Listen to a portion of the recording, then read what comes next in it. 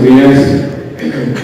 Bueno, para nosotros es un privilegio estar acá y poderles transmitir lo que se está haciendo en la defensa civil respecto a la temática de gestión de riesgos. Hola. ¿Qué? Bueno, gracias a Dios tengo voz fuerte, o sea que espero que me escuchen todos. No sé si el último me escucha, por favor. ¿Sí? ¿Me escucha? ¿Sí? Perfecto. Ok.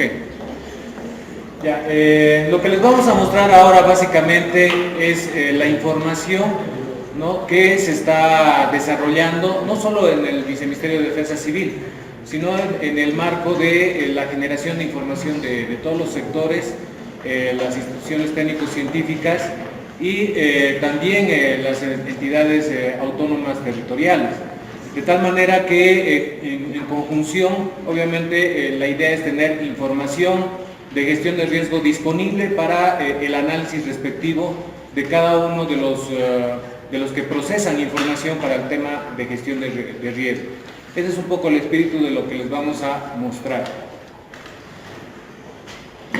Bueno, voy a dar una presentación en lo que respecta al marco legal que se tiene actualmente en la temática de gestión de riesgo y me voy a enfocar principalmente a lo que es el Sistema Nacional de Alerta Temprana, que como van a poder observar, prácticamente abarca una serie de información y acciones que de alguna manera son el contenido, el sumum, si vale el término, ¿no?, de lo que tenemos que tener en materia de información para lograr alertar a la población antes de que se produzca un evento adverso.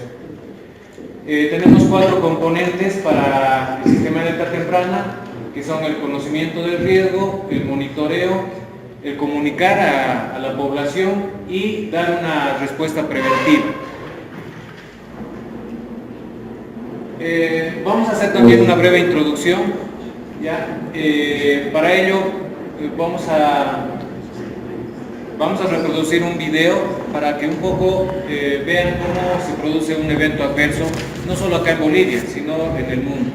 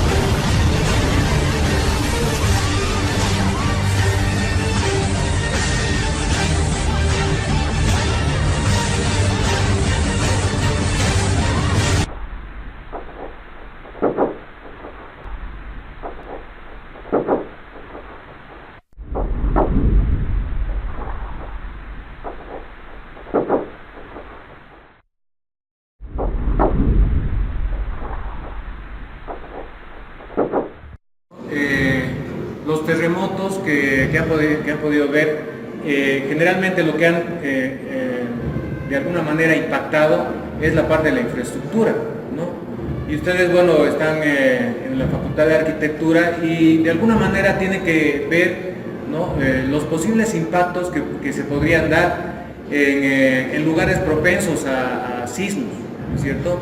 De tal manera que la infraestructura tenga, digamos, el soporte necesario y haya los mínimos riesgos de sufrir un evento adverso en la población.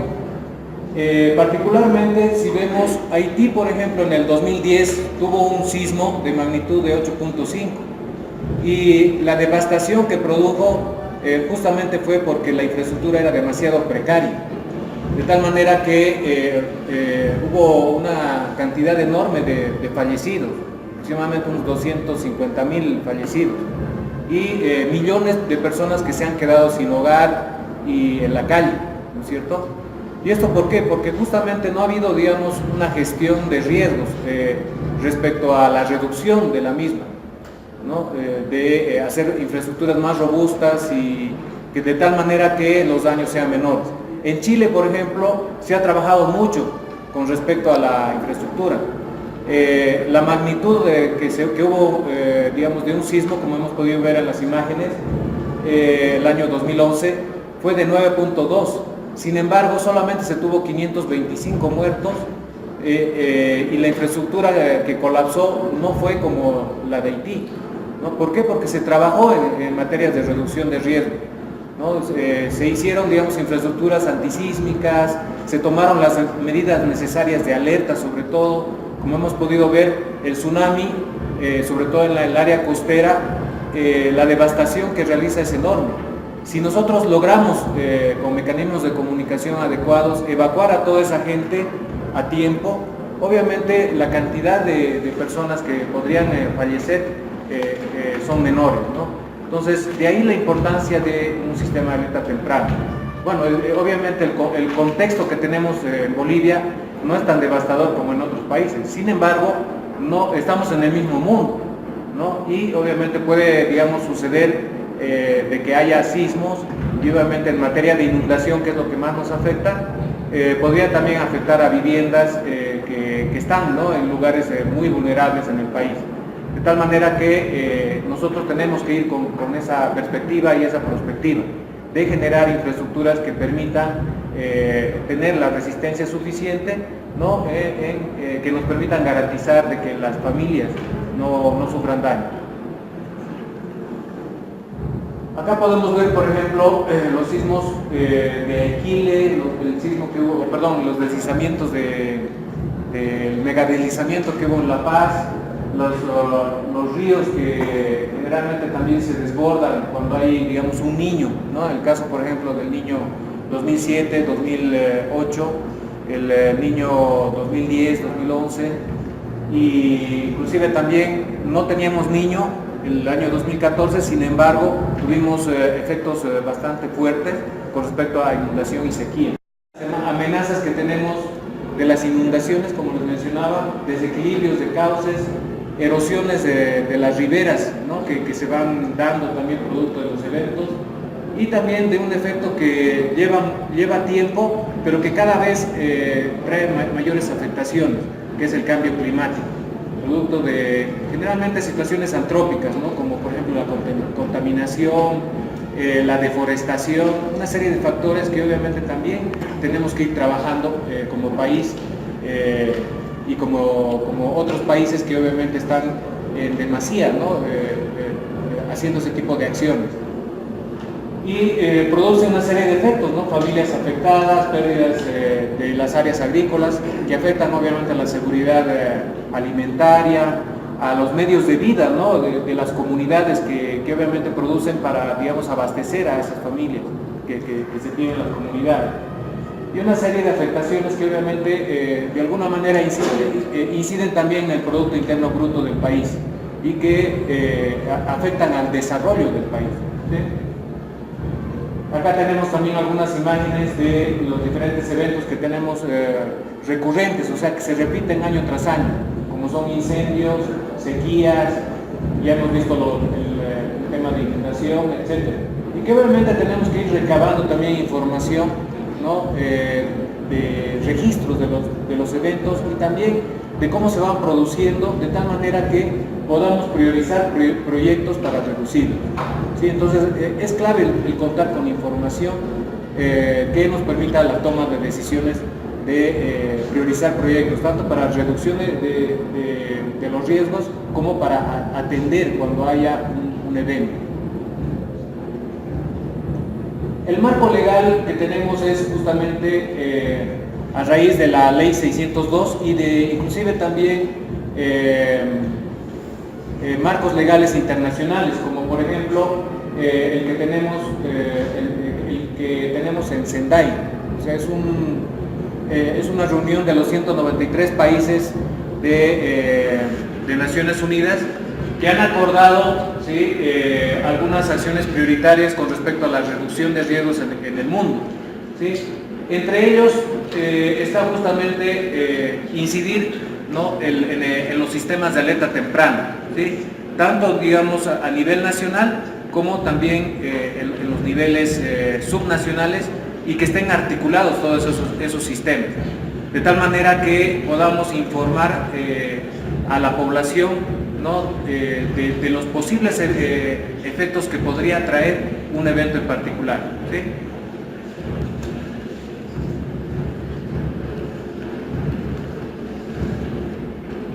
También tenemos la Ley 031, que en su artículo 100 ya establece una serie de acciones en los diferentes niveles de gobierno. Por ejemplo, en el nivel central, lo que nos indica es de que se debe generar políticas y articular a los sistemas de alerta temprana. Esto ya fue dispuesto en el marco de autonomías, ¿no?, que es parte de la Constitución Política. Ya nos define, ¿no?, lo que debemos trabajar en sistemas de alerta temprana. Lo propio menciona en el gobierno departamental que se deben realizar evaluaciones de riesgo, vale decir, tenemos que realizar escenarios de riesgo que nos permitan visualizar cuáles podrían ser los eventos que se podrían producir a nivel departamental, de tal manera de planificar para poderlos reducir. De igual manera, en los gobiernos municipales nos indica que se deben realizar ya no evaluaciones de riesgo, sino exhaustivas evaluaciones de riesgo. ¿Por qué? Porque a nivel municipal es donde más se siente, digamos, esto de los eventos, porque es en el lugar, está localizado y territorializado en el municipio particularmente. Es ahí que los municipios, como el caso de La Paz, por ejemplo, que ha trabajado bastante en la reducción de riesgo, tiene una secretaría de gestión de riesgos que maneja aproximadamente 200 personas, ¿no?, en diferentes tipos de acciones, tanto en atención como en trabajos de reducción y alerta. Entonces, ese es el desarrollo que cada municipio supuestamente tiene que ir progresivamente fortaleciendo. Y particularmente cada uno de estos, de las entidades autónomas territoriales, tiene que comunicarlo al sistema de reducción de riesgo de desastres. ¿Cuál es el sistema de reducción de riesgo de desastres? Es el conjunto de instituciones que conforman tanto las instituciones públicas como las instituciones privadas, ¿sí?, y obviamente también las instituciones subnacionales. Según la ley 602, es realmente en vivienda y en infraestructura, ¿sí?, como pueden observar, tenemos también la posibilidad de hacer la identificación, ¿no?, cuando ha sucedido una inundación, una riada, un desborde, etc. ¿Sí? De igual manera tenemos para identificar daños a la vivienda. Y tenemos un sistema que justamente ya está en funcionamiento, que posteriormente se lo van a explicar a detalle de cómo funciona. ¿Sí? Como pueden observar, se registra cada uno de los eventos y también en qué fecha, cuál ha sido el daño, qué población ha quedado afectada, damnificada, etc. Por otro lado, también se está trabajando lo que son los mapas parlantes, que esto ya es un trabajo a nivel comunitario, ¿sí?, en los que fácilmente a través de la reunión de una comunidad, ¿no?, se puede ir identificando lo que son sus amenazas y las vulnerabilidades que tienen frente a esa amenaza. Vale decir, si es un río que generalmente se desborda, ¿no?, ver, digamos, cuáles son las vulnerabilidades frente a los desbordes recurrentes, ¿no?, que repetidamente año tras año se desbordan. Obviamente también la idea es que tomen medidas para reducir esos daños y también para tener acciones que permitan mitigar lo que es los daños que podría causar a su población y a sus medios de vida. ¿Sí? Entonces, esa es la idea de este mecanismo. Para ello se está generando una metodología de la generación de mapas parlantes. Lo propio también para ya mapas procesados con información georreferencial, con sistemas de información geográfica, como es los SIC, que seguramente ustedes conocen. De tal manera que con indicadores adecuados, tanto de la amenaza como de la vulnerabilidad, ¿no?, de alguna manera nos permitan tener estos mapas de riesgo. ¿Sí? Entonces, mucho depende de que sean indicadores que sean los adecuados, ¿no? porque podemos llamar un mapa de riesgos a un mapa, sin embargo, ¿qué habrá por debajo? Entonces es importante definir indicadores que realmente reflejen, ¿no?, los riesgos que podrían tener en materia de inundación, sequía, incendios, como hemos visto. Entonces se pueden tener a diferentes escalas. La idea es que contemos con escalas grandes, ¿no?, que nos permitan tener detalle. Pero si somos una institución nacional, ver mucho detalle no nos sirve, sino más bien tener, digamos, escalas pequeñas, ¿no?, que nos permitan ya dar, digamos, tener pautas de cuáles son los riesgos nacionales o departamentales o municipales. Entonces ahí se va variando la escala, ¿sí? También podemos, obviamente, contar con información para la identificación de los riesgos a través de lo que son imágenes satelitales, ¿sí?, que de alguna manera el procesamiento de estas imágenes nos permite claramente tener un instrumento para la priorización de los proyectos de reducción de riesgos y atención de emergencia. Lo que hemos trabajado como Videsi es la recolección de información desde el 2002 hasta la fecha. Bueno, estos son mapas hasta el 2012, de tal manera que también nos permitan identificar cuáles son los municipios que tienen alta recurrencia, de tal manera que también prioricemos acciones para la gestión del riesgo. Y como ven, también hay estadísticas en vivienda. Esto lo va a mostrar a detalle el suboficial Tito, que maneja el sistema de LEDAN, Observatorio Nacional de Desastres.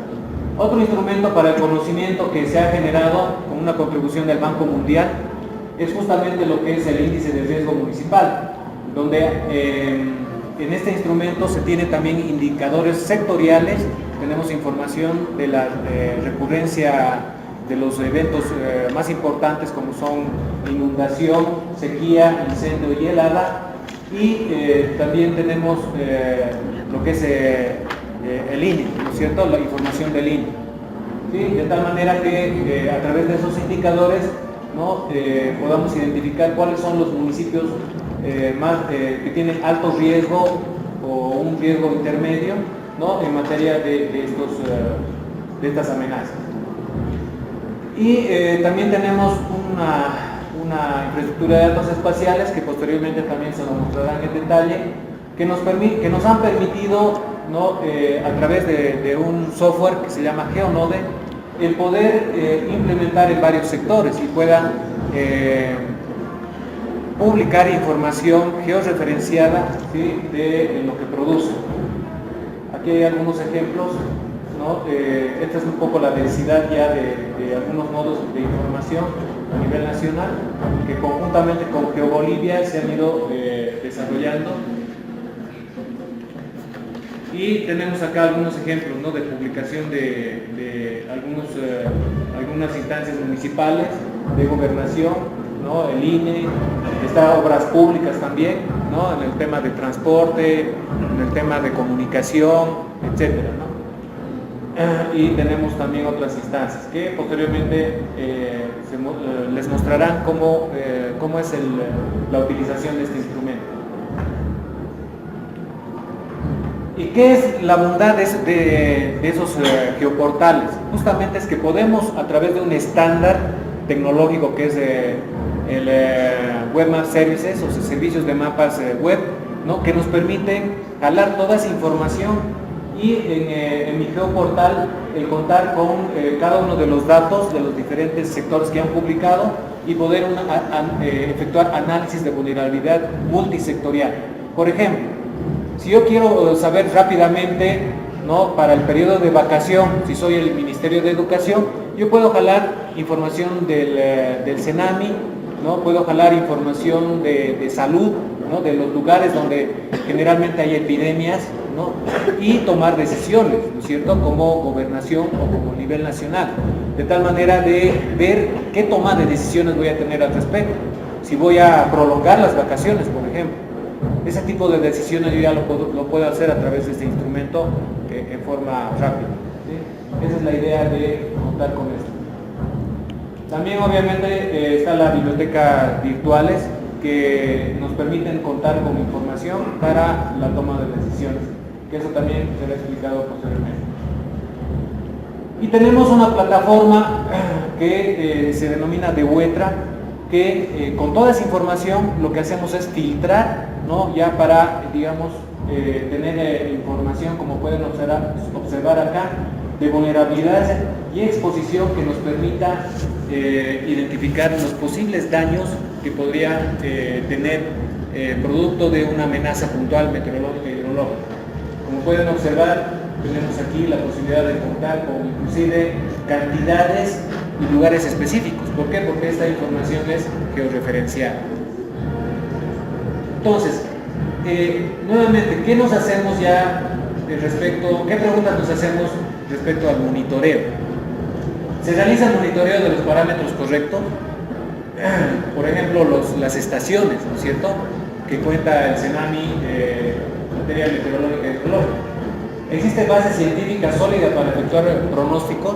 ¿No? Hay modelos que permiten pronosticar adecuadamente con cierta certidumbre, ¿no?, de una situación estadística.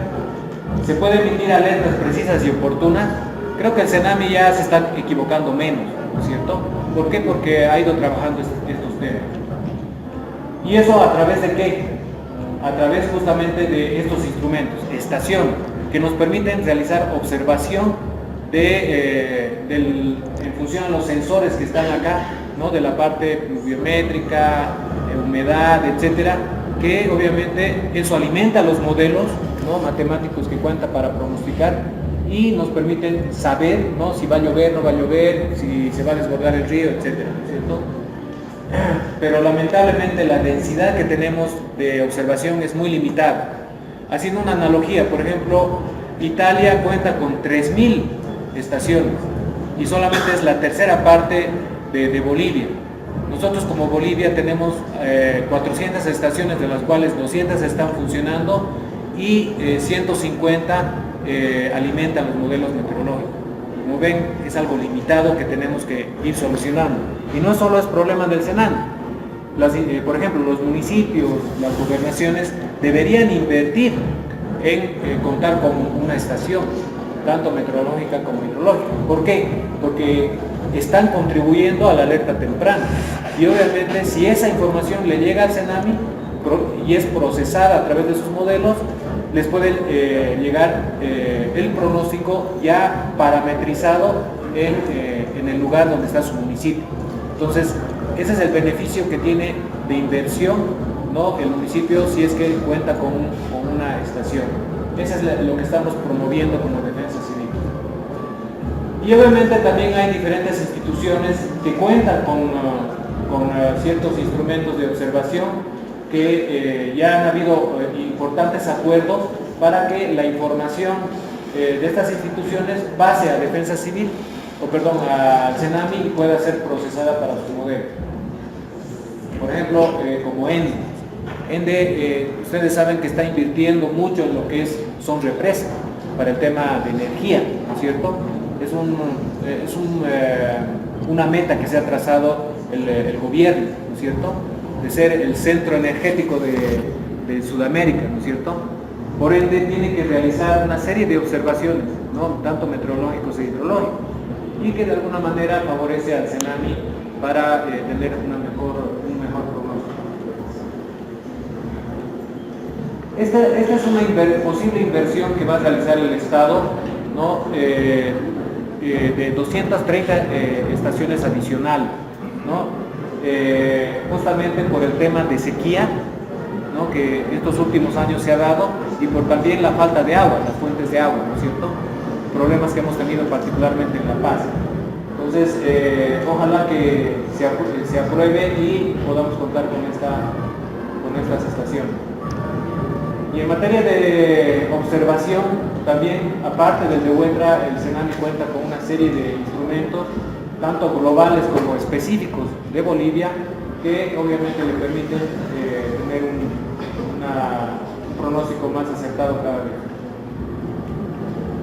También tenemos la posibilidad de acceder a lo que es el Disaster Charter. Cuando sucede un evento, hay, digamos, un consorcio de satélites de observación que se ponen, digamos, a disposición gratuitamente, de tal manera que las 2 o 3 semanas más críticas podemos contar con observación en el terreno para ver, digamos, el impacto de una determinada amenaza que se ha tenido, digamos, en el país. Y la idea es contar con toda esa información en una sola plataforma, en un contenedor de información, como en este caso es el de web, ¿no? Que tiene, como hemos visto, modelos meteorológicos y modelos hidrológicos, ¿no? Acá está el FIO y está el continuo, que posteriormente se les voy a mostrar en qué consiste. De tal manera que nos permita a los diferentes sectores la toma de decisión, ¿sí? Y esta plataforma sirve tanto para pronosticadores como para tomadores de decisiones. Esa es la idea. Entonces acá contamos con observación satelital inclusive, modelos de pronóstico, vulnerabilidad y exposición como hemos visto, y que nos permita realizar escenarios de riesgo a tiempo real, ¿sí? Esa es, digamos, la idea. Y acá hemos visto a través de esa plataforma, por ejemplo, lo que ha sucedido en 2014, que como ven, ¿sí?, ha impactado en niveles de milímetros de agua considerables. Y si nosotros vemos, ¿no?, qué hay por debajo, qué podría afectar, entonces obviamente podemos realizar acciones oportunas para la población. Esa es la idea, ¿no?, de tener una herramienta contingencial que nos permita toma de decisiones adecuadas.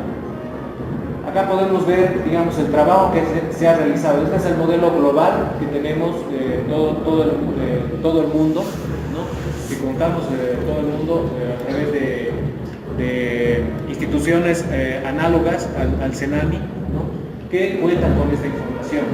¿Qué se ha hecho en el país? Se ha reducido, digamos, la exactitud a través de lo que es el WRF, ¿no? Es un modelo matemático que reduce la escala a 10 kilómetros de lo que tiene el modelo global, que es a 50 kilómetros. Entonces, por decirles, con el modelo global podemos hacer un pronóstico de lo que va a llover, ¿no?, en el Alto y en la ciudad de La Paz. Pero como ustedes saben, no siempre llueve en el Alto y en la ciudad de La Paz. Puede llover en la ciudad de La Paz y en el Alto no. Entonces, para discriminar eso, obviamente lo que se ha hecho es reducir la escala, de tal manera de saber si en la ciudad de La Paz está lloviendo y en el Alto no, ¿sí? Entonces, eso es lo que posibilita este modelo. Y también ese modelo cuenta con, digamos, la identificación de pronóstico de la lluvia, temperatura, humedad, viento, precisión, granizadas, nevadas, etc., ¿sí? Que como podemos ver, acá se puede también pronosticar lo que son nevadas. Últimamente, si ustedes han estado, digamos, de alguna manera atentos a la información del CENAMI, ¿sí?, ha pronosticado nevadas y, bueno, ha acertado en muchas de ellas, ¿sí? Entonces, gracias justamente a este tipo de modelos. Y la idea es también tener modelos que nos permitan identificar lo que son incendios. Eso es lo que ahora estamos trabajando. Hay un modelo RISICO que se llama, ¿no?, que va a ser implementado este año, de tal manera que podamos contar con el próximo periodo de incendios con ese instrumento y poder pronosticar, ¿no?, áreas que podrían, digamos, tener un incendio masivo en el país y tomar obviamente las medidas necesarias en ese evento en particular. Este es el proceso que se realiza para contar ya con modelos hidráulicos, ¿sí? Hablábamos del modelo global, que es procesado en el modelo WRF, ¿no?, de 10 kilómetros. Esa información es desagregada, ¿no?, para cuencas específicas, de tal manera que podamos identificar, digamos, también con todo lo que es la lluvia, el caudal que podría, digamos, bajar por esa cuenca, etcétera, de tal manera que también lo podamos tener, ¿no?, ya georreferenciadamente, cómo se podría expandir toda esa cantidad de agua, ¿no?, en los diferentes flujos de agua, ¿sí? Esa es un poco la idea de todo este proceso. Ya se han realizado modelos hidrológicos en el Chapare, ¿no? Tanto digamos como desde las cuencas altas, ¿no? Hasta también lo que es el río Mamoré, ¿no? Que surca prácticamente todo el Beni hasta Guayaramerí. Tenemos también una en San Juan del Oro, que es por Potosí, y tenemos en el río Beni, ¿no? Rurrenabaque, San Borja, todos esos lugares, ¿no? Como podemos observar en el mapa. Entonces, a través justamente del DeWeTra podemos ya tener identificada a tiempo real, ¿no? Digamos, la información de las estaciones automáticas que tiene el CENAMI, ¿no? Que como pueden observar nos da datos técnicos de cómo se ha ido comportando las diferentes variables, ¿no? Que cuentan cada una de esas estaciones. Y también contamos en esa plataforma, como les he mencionado anteriormente, ¿no? El censo 2012, en el que nos da los datos respectivos, que cruzando con la información de la amenaza podemos ver qué impactos en la población podría tener. Y estos son los escenarios de riesgo que nos permite esa plataforma. Acá hemos jalado información del INE, ¿no? Que ha hecho un trabajo de amanzanamiento, ¿no? de los lugares urbanos, que de igual manera contrastando, ¿no? Las inundaciones que se han producido, digamos, en el Beni, por ejemplo, ¿no? Nos puede también ayudar a la toma de decisiones. Creo que se acabó la pila. Y aquí también la idea es contrastar con esa información, ¿no? En este caso con el pronóstico, ¿no? De lo que podría, digamos, desbordarse una cuenca o río, ¿no? Para justamente identificar qué poblaciones podrían quedar afectadas. Aquí hay una comunidad, como vemos, que claramente requiere de una evacuación, ¿no? ¿Por qué? Porque el río pasa por ese lugar. Entonces, gracias al INE podemos contar con información referencial de la cantidad, digamos, que tiene esa comunidad y tomar las acciones respectivas. ¿Sí? Esa es la idea de este instrumento. Bueno, nosotros tenemos una oficina en la que justamente con esa información, ¿no? Realizamos ese tipo de escenarios, ¿no? A nivel nacional, y que obviamente enviamos a los municipios para que sea ya territorializada, ¿no? La alerta, vale decir que hagan sus propios escenarios de riesgo. Yo lo veo desde el nivel nacional como una mancha roja que se va a dar en todo un municipio. El municipio ya tiene que saber si en el norte se va a producir ese evento, o es en el sur, o en el este, o en el oeste. O sea, tiene que territorializar, ¿no es cierto?, su propio riesgo. ¿Sí?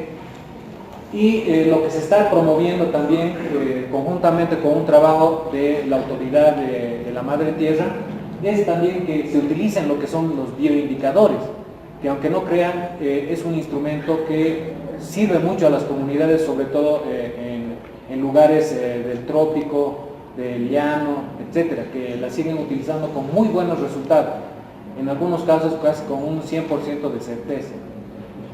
¿No? Vale decir, por ejemplo, los huevos, ¿no? de las petas, por ejemplo. Si están, digamos, en una determinada altura, quiere decir que el río no va a ser, digamos, va a pasar más o menos a esa altura. Vale decir que se puede identificar si se va a desbordar o no.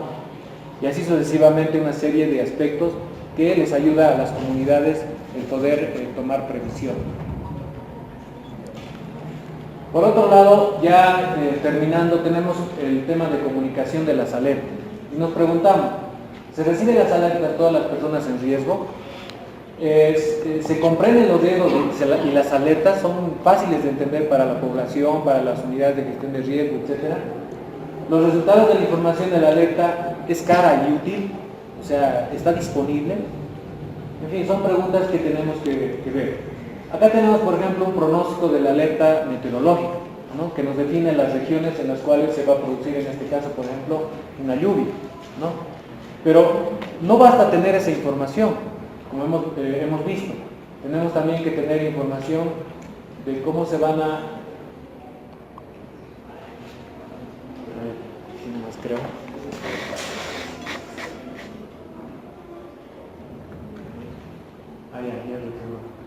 ¿Cómo también se van a producir lo que son los ríos? Perdón.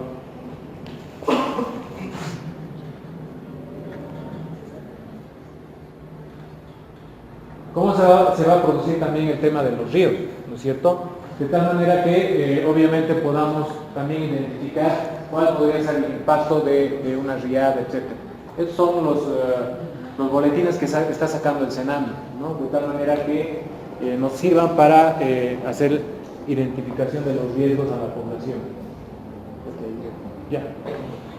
También contamos con los niveles de los ríos, ¿no? A través de la contribución que hace el Servicio Nacional de Geografía y el SEMENA, ¿no? El Servicio de Mejoramiento del Aire. Y acá tenemos un protocolo que lo hemos venido trabajando ya hace varios años con el Senami, ya hace 4 años que manejamos este protocolo, en el que Senami difunde sus amenazas meteorológicas, ¿no? hasta el municipio, y de igual manera nosotros con el valor agregado de la análisis de vulnerabilidades y valoración del riesgo, y bajamos esa información a las unidades de gestión de riesgo, tanto de gobernación como de municipio. Y la idea es que el municipio haga llegar a sus comunidades. ¿Sí? Siguiente. Entonces este es el proceso que realizamos como Videsi. Vemos información de recurrencia, con el de WETRA vemos información de posibles afectaciones, ¿no? sectoriales, y esa información la ponemos en un boletín bastante reducido, ¿no? Son 2 hojas apenas, y comunicamos a las defensas civiles departamentales y también a las unidades de gestión de riesgo municipal. Siguiente. Y estas alertas, si ustedes leen, que están dispuestas ya en la ley, no nos dice, digamos, si va a llover o no va a llover, ¿no? Ya nos dicen qué acciones nosotros debemos tomar frente a ese riesgo. Vale decir, activar, por ejemplo, los planes de contingencia, activar el comité de operaciones de emergencia, realizar, digamos, preparación para una posible o inminente emergencia. Nos dan acciones, digamos, puntuales, ¿no? Si, digamos, se tiene que realizar una evacuación, etc. Entonces, como ven, ya las alertas nos dan acciones preventivas, no solo que va a llover, ¿sí? Y este es el instrumento que nosotros enviamos ¿cómo se llama? A las UGRs, ¿sí? Donde identificamos a nivel municipal cuáles serían, digamos, los municipios en riesgo, y también con algunas acciones puntuales que deberían tomar en cuenta y que obviamente luego tienen que ser territorializadas. Y los medios de comunicación ya es un acuerdo entre las instancias, ¿no? Nosotros, como hemos visto, enviamos ese boletín vía correo electrónico, vía WhatsApp también, de tal manera que le llegue a todos los actores involucrados. Y obviamente la comunidad ya verá si lo hace a través de radios comunitarias, a través de diferentes medios que pueden existir, celular, o en todo caso, si las comunidades que actualmente tenemos utilizan hasta chasquis, y eso es una realidad. Una persona que va y con información y llega a la población que es aislada, etcétera, y que obviamente envía esa información. Acá podemos ver, por ejemplo, no sé si puedes accionar una de esas, la amarilla, un ejemplo de lo que podría ser. No, a ver.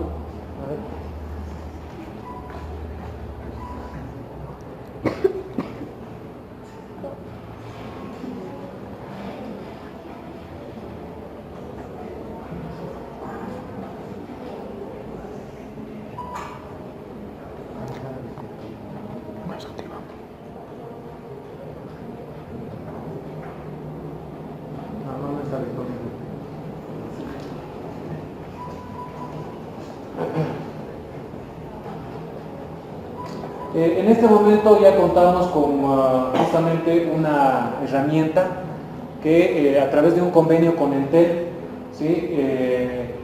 Se ha implementado de tal manera que con todos los usuarios que, digamos, son de Entel pueden recibir un mensaje, ya sea de alerta o de emergencia, ¿sí?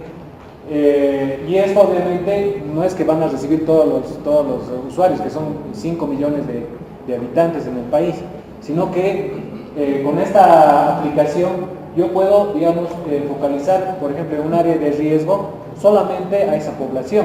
Entonces, vale decir que estas radiobases se activan y solamente a ellas que les llega ese mensaje, que puede ser, por ejemplo, que hay una determinada alerta, ¿no? Y alguna acción que debería realizar esa población, evacuación, o le va a llegar algún tipo de ayuda, etcétera, ¿no? Esa es un poco la idea de este instrumento, ¿sí? Pero, pues, entonces los beneficios de esa aplicación, ¿no? Es justamente realizar información preventiva, tanto para el sistema de alerta temprana, puede ser para educación, higiene pública, inclusive llegar a idiomas nativos, etcétera. O sea, es una utilidad que obviamente todavía se está trabajando ya como una prospección, ¿no? De la utilización de este instrumento. Pero particularmente nosotros lo vamos a utilizar para el sistema de alerta temprana. El número va a ser 151, que bueno, estamos trabajando en él. Otro instrumento que esperemos utilizar es justamente lo que son mensajes de alerta a través de la televisión digital, el HD, que según la Autoridad de Telecomunicaciones hemos tenido una reunión y este sistema ya podría ser utilizado, pero todavía no todas las empresas televisivas han migrado al sistema digital. Algunas todavía siguen con el tema analógico, lo que obviamente no nos permite todavía utilizar este sistema, ¿no? Que obviamente tiene una codificación, ¿no? De las áreas y a través de ello podamos, como lo hace Chile, poder, digamos, realizar ese tipo de alertas, que particularmente lo hace de todos los radiobases que están cerca de la costa, ¿no? Y que posiblemente reciban, por ejemplo, un tsunami, para que puedan evacuar. Entonces, uno ve la televisión, se informa e inmediatamente evacúa la zona. Entonces, esa es la idea de este instrumento. Y por último, lo que es la capacidad de respuesta, ¿no? Nos preguntamos, ¿se comprueban y ponen al día los planes de contingencia? ¿Quién conoce un plan de contingencia? Levantar la mano. Sí, bueno, es algo que obviamente, si es que están en un municipio o una gobernación, como digamos un funcionario técnico, ¿no? Deberían, digamos, de alguna manera hacer de que se cumpla, ¿no? Se hace uso de las capacidades de los conocimientos locales, ya hemos visto, ¿no? Que obviamente hay que promover eso, ¿no? A través del uso y costumbre de las comunidades. Esta población preparada y para responder, está preparada la población para responder a las alertas, ¿sí? Por si acaso estas preguntas las he extraído de Naciones Unidas, ¿sí? Es algo que se está manejando a nivel Naciones Unidas, de tal manera que a través de estas preguntas veamos de ir respondiéndolas y trabajándolas si no tenemos, digamos, las acciones respectivas de esas determinadas preguntas.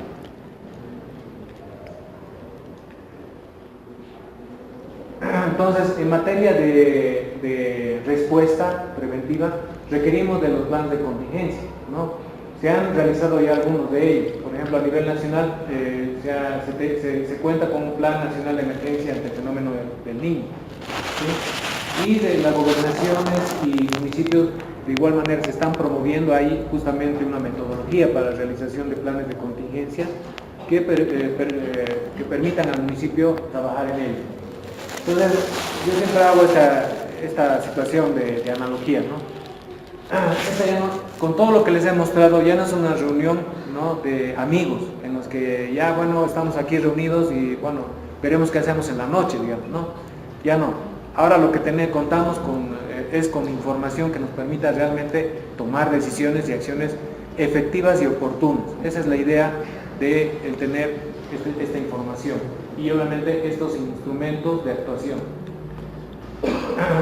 Para ello obviamente debemos tener también en nuestros planes de contingencia una adecuada organización, involucrados, comprometidos y obviamente que sepan qué hacer, ¿sí?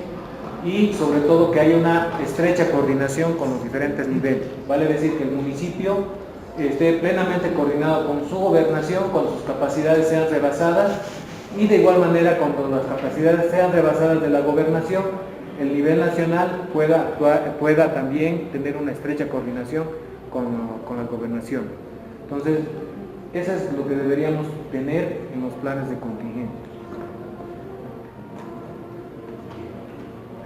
Y obviamente para saber si realmente funcionan esos planes de contingencia, debemos realizar lo que son simulaciones y simulacros, ¿no? Que ese es el examen, ¿no? Para saber si esos instrumentos realmente nos sirven o van a estar, digamos, como cumplimiento. Ya lo cumplí, bueno, en mi escritorio. No puede haber eso, ¿no? Tenemos que probarlo si realmente funcionan para que cuando sucedan las cosas, ¿no? Realmente sea un instrumento que podamos utilizar efectivamente. Y por último, eso es lo que queremos reducir, ¿no? Y hasta el momento se vive, ¿no? Hay poblaciones vulnerables, ¿no? Sobre todo en Cochabamba, en el Beni, en Pando, ¿no? Que seguramente algunos de ustedes va a ir a vivir, ¿no? Y tienen que de alguna manera contribuir, de acuerdo obviamente a su formación y a sus competencias, ¿no? Para reducir el sufrimiento que tienen, digamos, las personas, ¿no? Nuestros compañeros, nuestros, ¿cómo se llama? Los que viven en Bolivia, ¿no? Que son nuestros paisanos, si vale el término. Entonces, debemos hacer algo por ellos, ¿no? Si somos católicos, ¿no? Creo que es algo que debemos contribuir. Eso es, no sé si tienen alguna pregunta de lo que les ha hablado.